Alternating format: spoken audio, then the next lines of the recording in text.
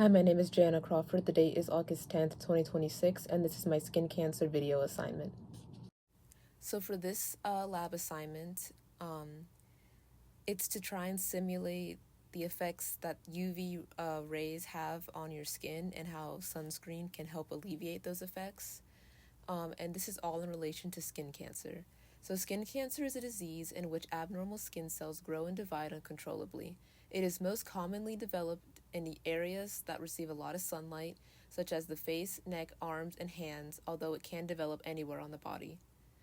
And the three major types are basal cell carcinoma, squamous cell carcinoma, and melanoma. The symptoms, causes, and risk factors is that the symptoms, it's just an unusual growth on the skin, a sore that doesn't heal, a spot that changes in size, shape, or color, a mole that changes or looks different from other moles, a spot that repeatedly bleeds, crusts, or becomes irritated. And those are just some of the symptoms associated with it. Some risk factors include environmental ones, such as exposure to ultraviolet radiation. So UV radiation can damage the DNA inside skin cells, and when damaged cells acquire changes that interfere with normal cell growth, they're able to just multiply abnormally. So what are some measures that can be taken to avoid skin cancer is just to use sunscreen, reapply sunscreen, wear protective clothing, wear sunglasses that provide UV protection, seek shade when UV radiation is strongest, avoid indoor tanning, and then check your skin regularly for any new changes or spots.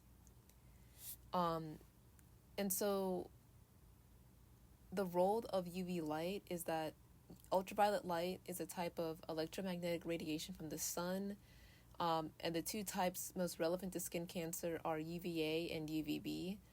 And so UVB is strongly associated with sunburns and can directly damage DNA and skin cells, whereas UVA penetrates deeper into the skin and contributes to DNA changes that will damage premature skin aging.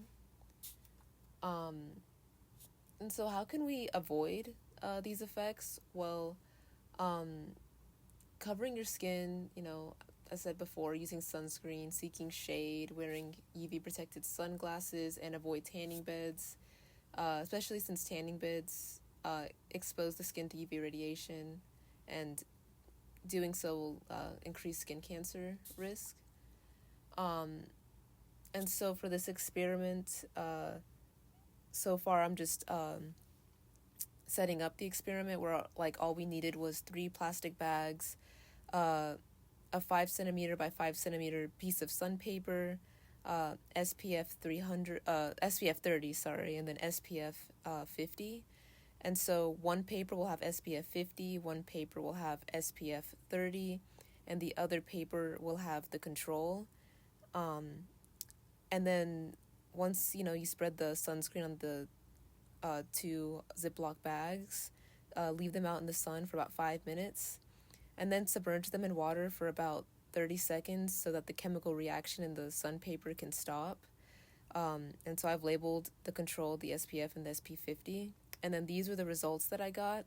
And so the results of my sun printing experiment pretty much demonstrated how skin reacts to different strength levels of sunscreen. So as you can see, the control paper was completely grayed out. It kind of turned from the more vibrant blue to a more dull gray color. The SPF 30 had a mix of the two, where it still kept some of the original blue, but also had an equal amount of graying. And then the SPF 50 demonstrated that it was the best one because it had the most blue spots, I guess, left.